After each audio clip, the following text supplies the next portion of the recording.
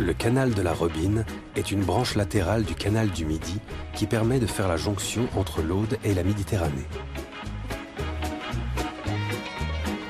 Sur ses rives, un chantier de restauration navale s'active.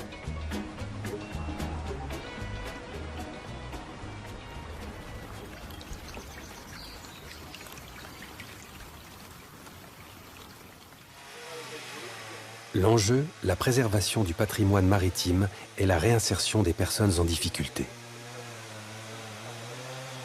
Les ateliers de la mémoire ont déjà restauré plus d'une cinquantaine de vieux gréements. Et pour Yann, ce n'est qu'un début.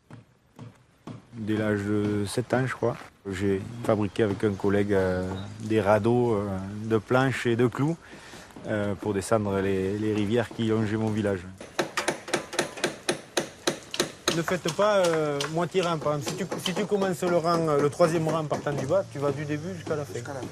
Alors, vous allez relever précisément vos bords, ici et ici. Sur des chantiers comme le chantier de la restauration de la goélette Miguel Caldante, c'est un support d'insertion. Il y a des liens qui se forment et qui font que ça peut être relativement facile. Il suffit souvent d'être motivé et ça compense beaucoup de choses.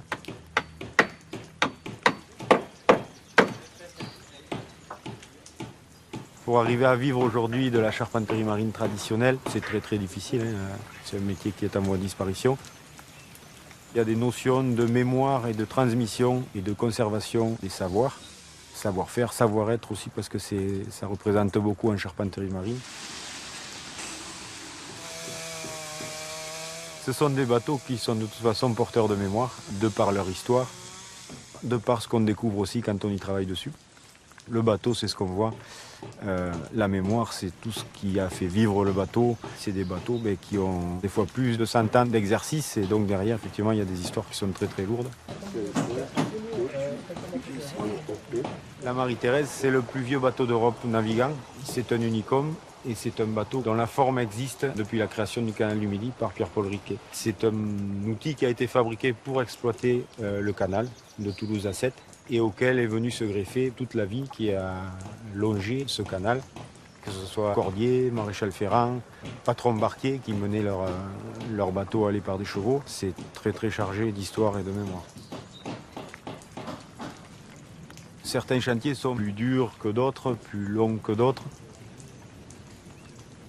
Tous aboutissent en principe à un retour du bateau vers son élément. Personnellement, je suis toujours les bateaux que j'ai restaurés. On les retrouve toujours dans un coin de port. Et c'est vrai qu'on est parfois amené à être pas très content si certaines personnes laissent un peu le bateau à l'abandon ou il ne fait pas trop attention. Les gens ne se rendent pas compte de la masse de travail, de l'implication du charpentier dans certaines reconstructions ou restaurations. Et voilà, c'est un peu comme un bébé qu'on materne, mais quand il n'y en a plus, on recommence avec un autre.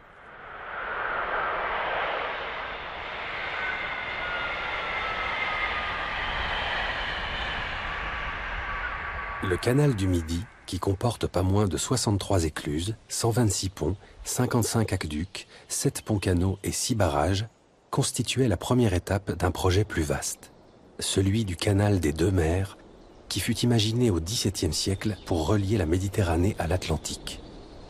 La jonction entre Toulouse et Bordeaux ne fut effectuée qu'au XIXe siècle.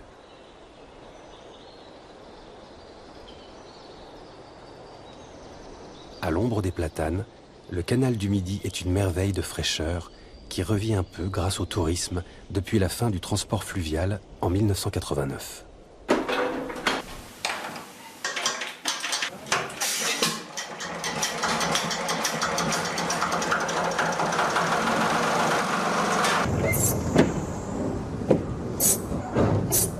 On va tailler un peu pour le sortir, quoi. Dans la merde, on n'arrive pas à décoller le bateau parce qu'il n'y a pas assez d'eau là.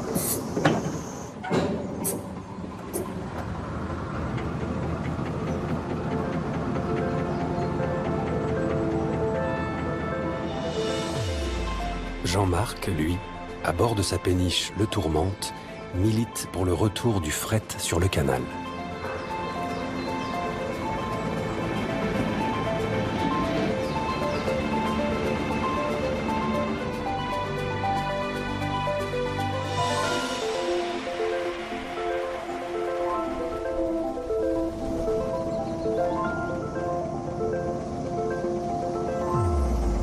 chose d'assez impressionnant, c'est comment on peut avoir une espèce d'amnésie. On a oublié que ce canal était chargé de bateaux, qu'il y avait 700 000 tonnes de marchandises qui transitaient en 70. C'est quelque chose qu'on a totalement oublié.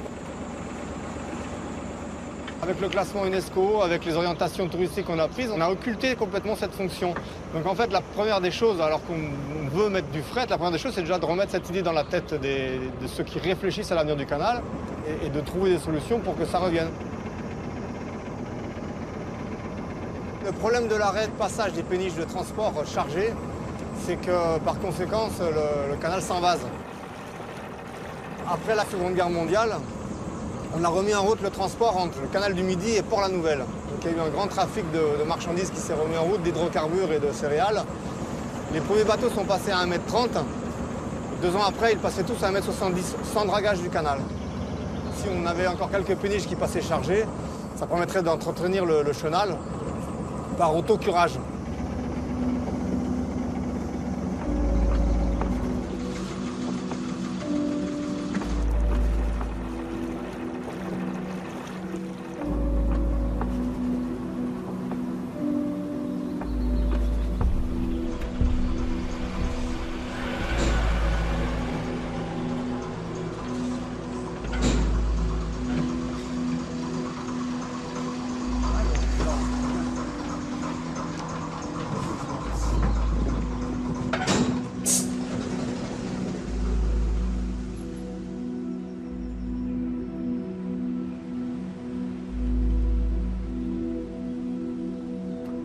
Actuellement, on est en train de couper tous les platanes sur le canal du Midi.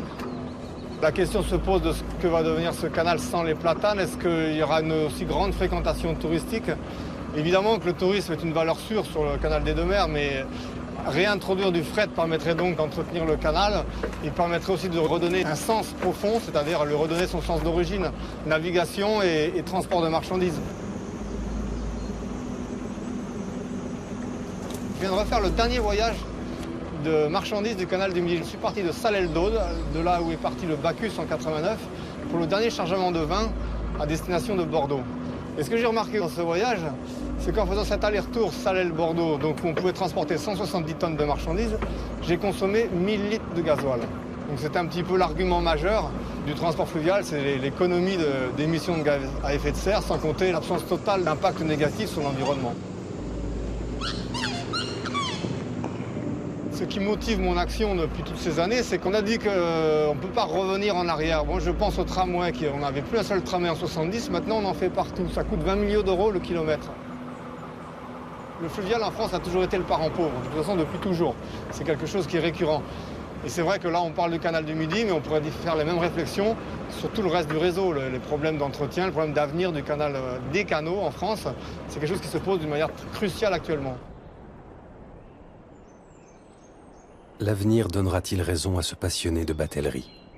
En tout cas, bien loin de sa destination première, le canal, aujourd'hui site protégé, est surtout considéré comme un patrimoine national.